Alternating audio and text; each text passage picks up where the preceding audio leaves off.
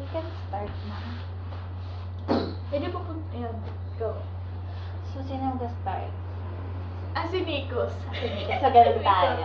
Dahil late siya dumating Ako ngayon. yung mag-una magsalita sa sarili ko. So, ayun, tatanungin ka namin. Kamusta naman ang pakiramdam mo ngayong araw? Ayun. So ngayon, sa physical sense, nilalamig. Nilalamig. At pagod din kasi kanina ay nagising ako ng alas 9 na at natulog lang ako alas 4. So may konting kapaguran. Pagdating naman sa emotional na pakiramdam, siguro kanina kinakabahan kasi baka malit at nalit na. Ayun. And of course, I'm happy to. Saya ako dahil kasama ko kayo. Ay, wow. Totoo ba yan? Continue.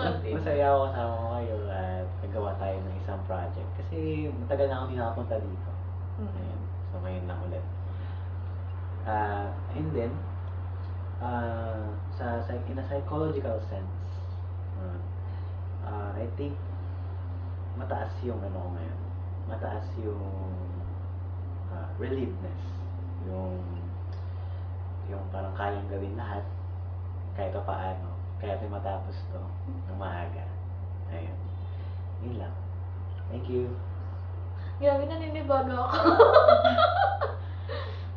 Sa'yo na ba? Naman, Ryan. Ano yung pakiramdam mo yung araw? Hindi ko alam, halo-halo. Kasi, ang dami, yun nga, madaming gagawin. So, nababaliw na masaya. Ayun, yun nga. Same lang din, kasi minsan lang din to. So, masaya din kahit paano. Yun yung sa akin. Okay. So, yung akin, ang pakiramdam ko ngayong araw, naantok, tinatamad, ayoko na mag-aral. Pero legit, medyo pagod. Kasi parang hindi ko naranasan, parang hindi ko na-feel yung Sunday. Kasi by Sunday, gumagawa pa rin. Like, parang, hindi man ACADS, pero may ginagawa tayong parang, kailangan na parang org, or personal stuff, gano'n. And, medyo nakakatamad mag-aral. Kasi ang daming babasahin. Tsaka nakaka-drain na din. No? Oo. And, alam mo yun, parang gusto mo magkaroon ng oras sa sarili mo muna, pero walang Kasi oras. patong-patong Walang outlet, siya. walang time. Oo.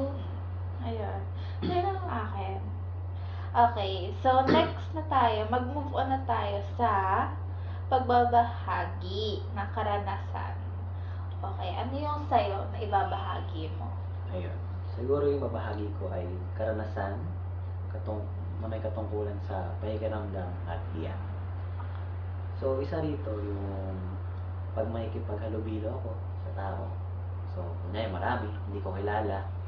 So, ang mangyayari doon, inoobserbahan ko muna yung paligid. Inoobserbahan ko naman pinag-uusapan bago akong magsalita. In that sense, ay pumapasok ko sa pakikiramdam na aspect. And of course, yung manifestation niya is nahihiya ako makipag-collaborate at makipag-usap. Ayun, mostly nangyayari yun every time na hindi ko kilala yung kausap ko at kunyari sa organizations at mga pag mga meetings na tungkol sa academics, ganyan. O kaya tungkol din sa mga interest nila sa isa't isang buhay nila kasi hindi rin ako masyadong magaling sa pagbabahagi ng sarili ko. Ayun. So in that sense, namamanifest yung hiya naman. Ayun lang. Okay. So, sa'yo naman, Ryan? Yung siguro pinaka-recent ko is related sa kagandahang loob pati utang na loob.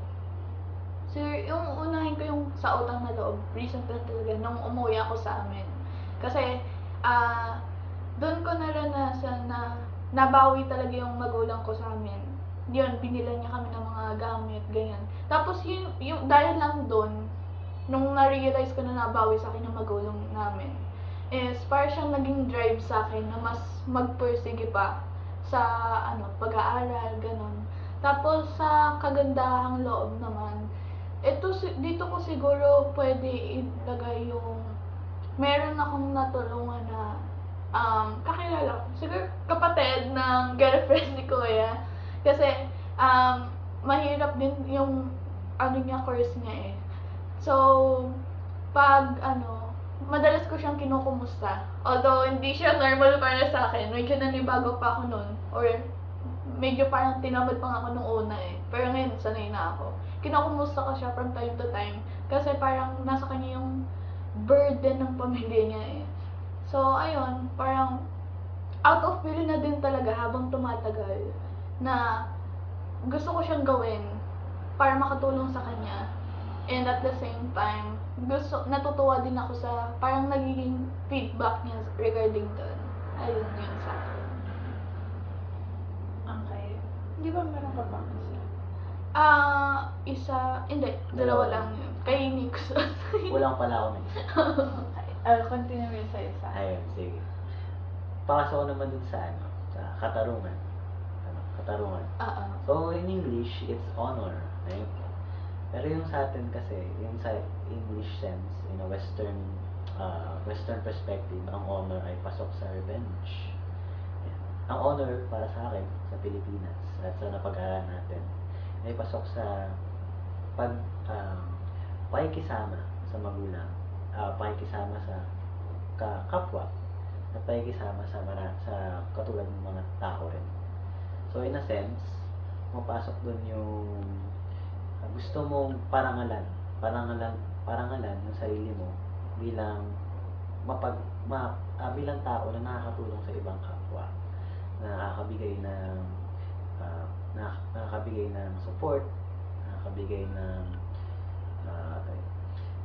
ng material na bagay na hindi naman nila kailangan pero binibigay mo kasi in a sense gusto mo nga tumulong sa ibang kapwa.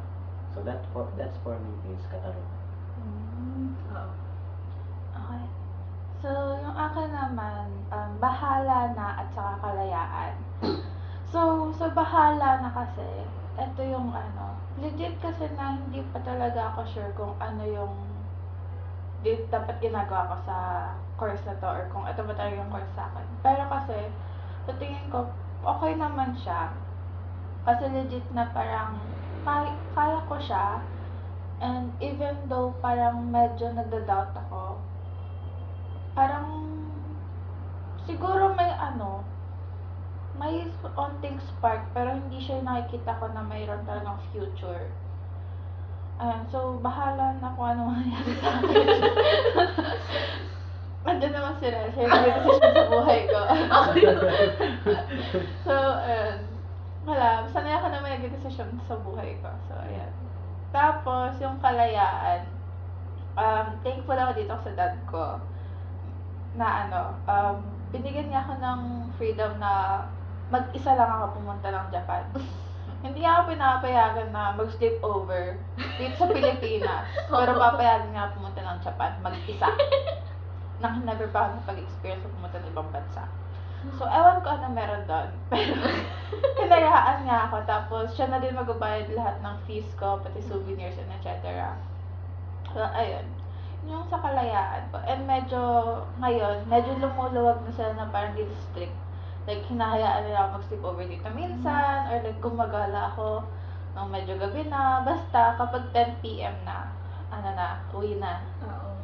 Ayun, yun lang naman. Tsaka add ko lang na parang napansin ko based sa mga senior natin. Kasi yung mga category na to, hindi lang siya parang relate about sa kapwa. Napansin ko parang siyang motivational factor for Filipinos. Yun lang. Yun lang. Random thought lang kasi habang nagdi-discuss kayo, parang siyang puro about motivation ng tao. So, siya yung nagda-drive sa tao. Oo, parang siya yung motivation factors sa Pilipinas. for the Filipinos. Oo, Kasi di ba iba't iba yung category sa Western, pero yung sa Iba-iba atin naman. wala Times masyadong one. clear. Oo. Psyche. Ay, yun na. Okay, so yun yung sharing namin.